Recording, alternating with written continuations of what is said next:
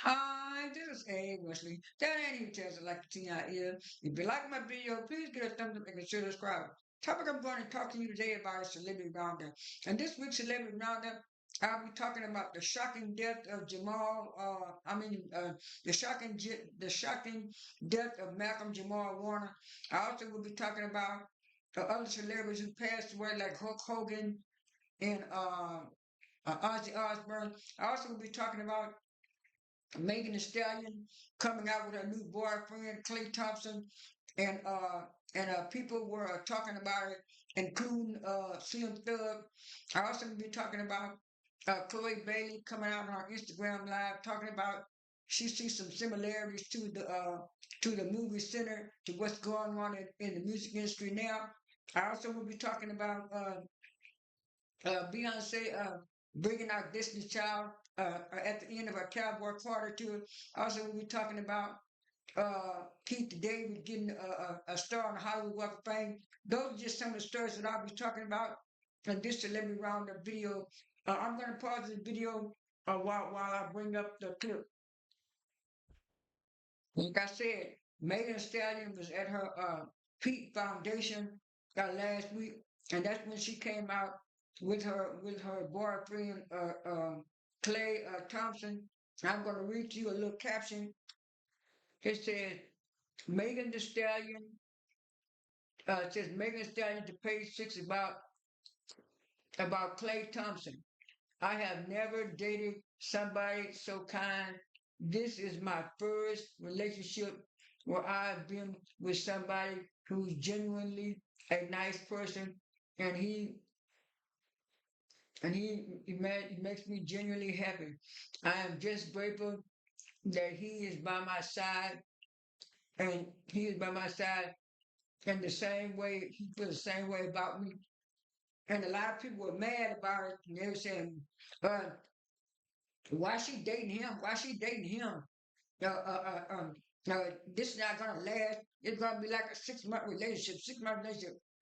And there was so many rappers coming out talking about it and stuff, and then other people. And I was saying, why come people talking about Megan Thee Stallion like this? She can have a nice looking basketball player, man. She don't have to always get these old rough type of rappers and stuff. And I think since that stuff happened with her and Tory Lanez, I think she just decided not to date any more rappers. I don't blame her. And then Slim Thug came out talking about he tried to shoot his shot at Megan Thee Stallion, and Megan Thee Stallion turned him down.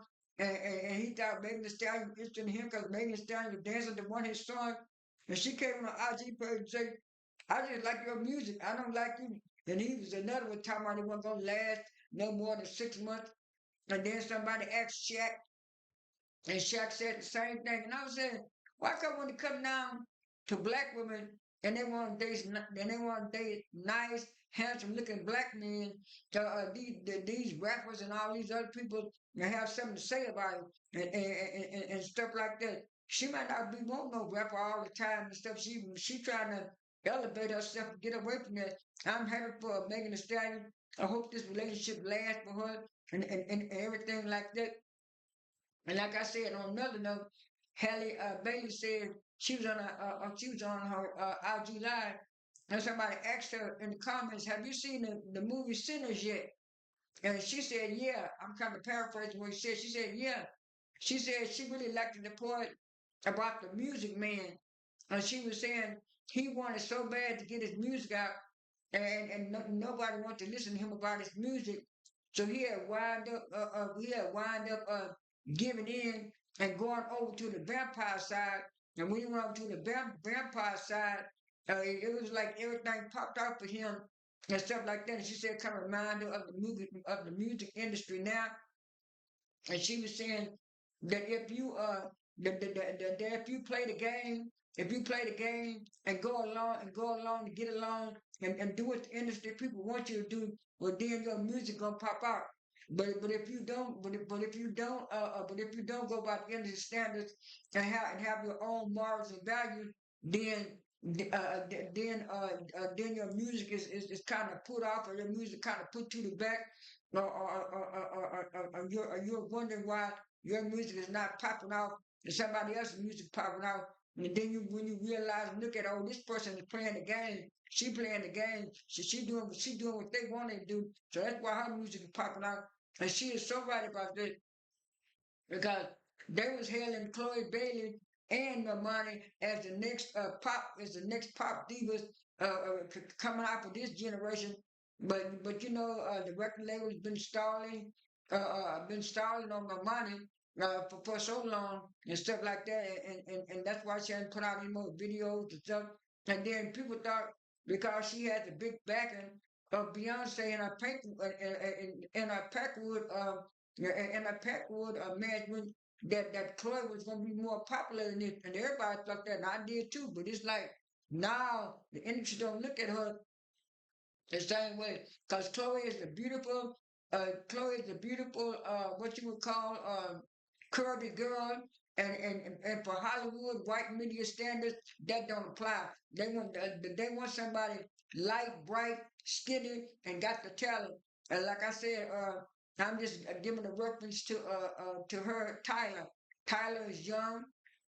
She's light skinned, and she's pretty, and she's just been popping up. I mean, I do like her music and I do like it, but I was just making the correlation like Chloe is. That's the way it is. On another note, now I forgot to mention this at first. The singer tweet said that she just signed a record deal with this company. I think it's called. I'll put in thing. I'm paraphrasing. I put in thing. I think it's NLG or something like that. But anyway, I'll put the clip in the video, and I'm glad for tweet and stuff like that. And also like I said, the sudden passing of Malcolm Jamal Warner, I was so surprised because it happened over the weekend. They said it happened last Saturday, and you know I had a lot of stuff going on, and so when I passed by, my husband had the news on. And they was talking about Malcolm Jamal Warner. I said, oh. That must be some kind of fake news or something, because I ain't heard that. He said it was talking about all of the news. He said you were asleep because it had been raining down in Texas. And I said, huh? And then when I caught on my TV, it was on every station, it was on every news outlet. It was on Instagram and Twitter. And I said, oh, I showed it, didn't know that. I was just so shocked and surprised. And they were saying it was an accidental drowning because he was in the water over there in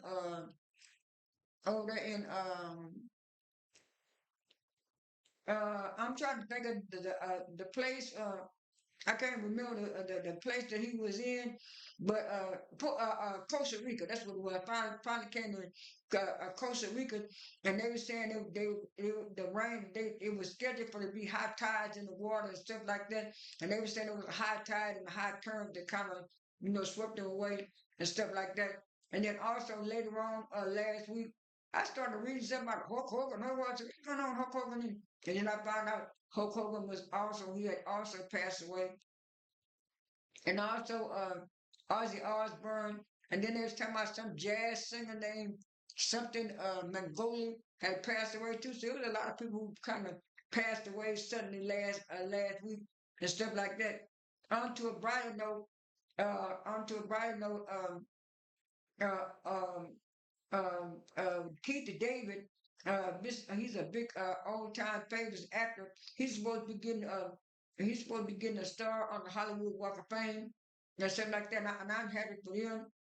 And I also read, let me pause this. I also read about Paramount want BET to cut certain things. So let me pause this video and I'll read that to you right now. I'm back. It says BET announced a step. BET announced a steep layoff following the order from owner Paramount to streamline its workforce and trim down the organization. What they mean by that is cutting shows that are not popular, not making stuff, and not hiring people and stuff. And so and so Paramount is a part of CBS.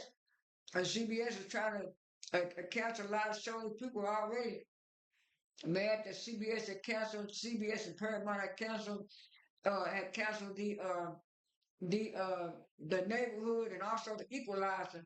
And it was one more black show that they had kind of canceled earlier this year, and they were saying that their last seasons were going to be this year. And so people were mad about that. And also Bravo had been doing some stuff with cutting some some shows that were either all black shows, either shows that had a mixed cast. So everybody's streamlining and doing a whole lot of stuff. So so that's it for that.